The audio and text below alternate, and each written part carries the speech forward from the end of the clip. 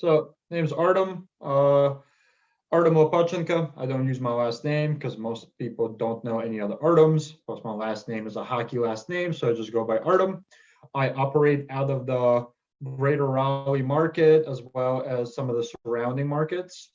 No family, no kids. I do have dependents. Those dependents depend on the paycheck every Friday. So they are my dependents. And that's a little bit about me.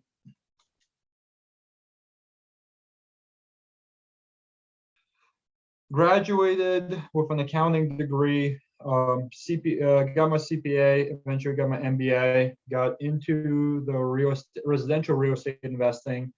At a certain point, realized that owning your own business is kind of the avenue I wanted to go down. I wanted something that was adjacent to the real estate world. Even though I'm a CPA and could have gone the tax route, I wanted something closer to the real estate world. One of my properties at that time, and I wish this was a joke, but this is not. One of my properties at that time had some severe issues in the crawl space. I got a few quotes. And I looked up to see what I could buy a business for, and I realized that the quotes I was getting was a substantial part of the down payment I would need to buy the business. So in the most logical manner, I thought, why spend the money on the crawl space when I could just buy the business instead? True story. Before me, the territory VR franchise, before me, it was owned by a gentleman by the name of Mark England. He owned it for just north of 10 years, I want to say. If I recall correctly, he was franchisee number 6. So he was one of the OGs, saw a lot of the changes in the market. And I took over just about a year and a half, 2 years ago at this point. And it's been great ever since.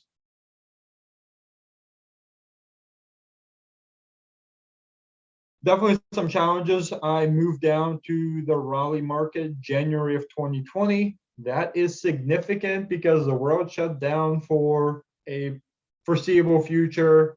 Was it 2.5 years right after? I've never been to Raleigh, didn't know anybody in Raleigh, didn't have a job lined up in Raleigh. I just kind of decided to take the plunge, right? Well, works great when you work in the corporate. It doesn't work as well when you run a business that is built around personal relationships.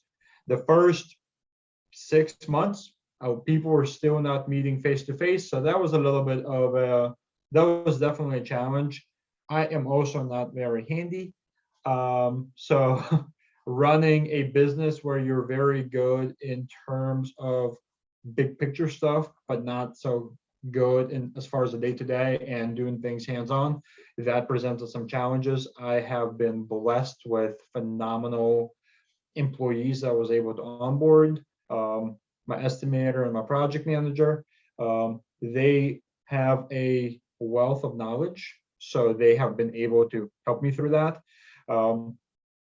I inherited a contract from the seller that was negotiated before me. I honored it. It was on paper, it seemed phenomenal because it was going to be a 7-figure contract over a course of several years. On paper, it looked great. Got into it, and I realized that the way that was being paid out, it was a break-even contract at best, right? So it was adding a lot to the top line, nothing to the bottom line. So just growing the confidence to fire customers, growing the confidence to talk to my employees. Before this, I've never had to hire or fire anybody either, right? Not sure if you can tell, but I haven't been around as many years as some individuals when they buy a business, right? So never had to hire or fire a person before. Learn even just something as simple as learning to have a difficult conversation with your top guy, right? There's always the feeling of, well, I'd hate to lose my top guy, but also I can't continue having my top guy doing this, right? So it's a matter of how do you be stern and fair? How do you be friendly and not everybody's friend? Um, the soft skill development has been probably the biggest challenge. Definitely have grown a lot over the last year and a half and matured. Earned a lot of my gray hair, both in my hair and in my beard, over the last year and a half. But yeah, those challenges are, it's not anything you can learn out of a textbook. You kind of have to go through it, feel the pain, feel the agony, a couple of sleepless nights before you learn those lessons.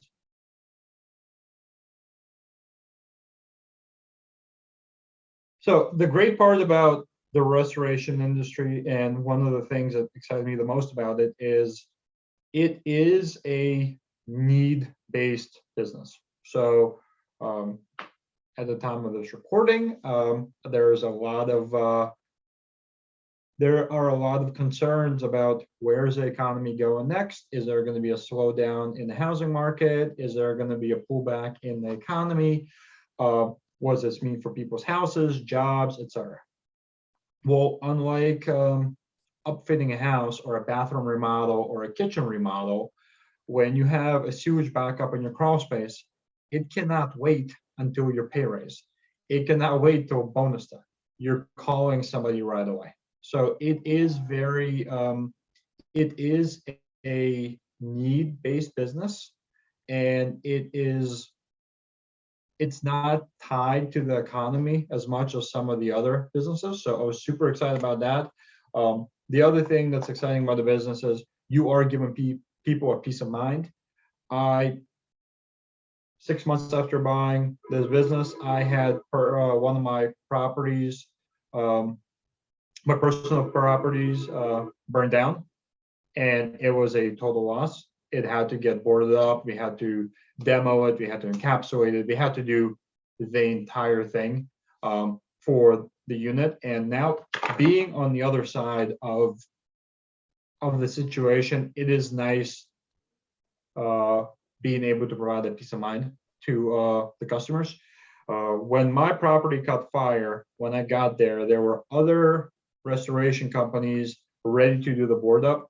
I was not mentally in any position to be able to handle the board up. I was not stressing about the property. Everybody got out okay. I wasn't worried about the repair and the restoration piece. But at that time, the board up process, I couldn't have handled it mentally or emotionally, just couldn't, right? Well, I'm in the industry, and if I was in that situation, right? Most customers, when they have a flood, a fire, a mold issue, there's a period of panic, and being able to talk the customer through, like, well, it's actually not as bad as you think, first of all. Second of all, this is a fix that we can provide, and you can be back in your home in a reasonable amount of time, or you can sell this house in a reasonable amount of time. It's also another thing that it's a good feeling.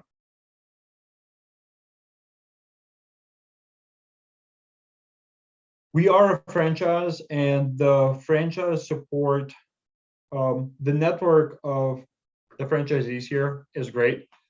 As far as what makes my franchise in particular different, and myself different, is we really do have a customer first focus. I have gone back multiple times to correct an issue, sometimes not even at fault of my own, just for customer satisfaction purposes. I really do put customers first. I also don't let the stress and some of the emails flying around get to me personally. I understand that some of it is, hey, they're selling the house, and scheduling is not working in their favor because we have to push them out a day or whatever it might be. They're frustrated, not necessarily with us. It's the frustration that they have a closing next Friday and they're really scrambling to make sure everything gets done, right? So the customer first focus, and also being part of a brand.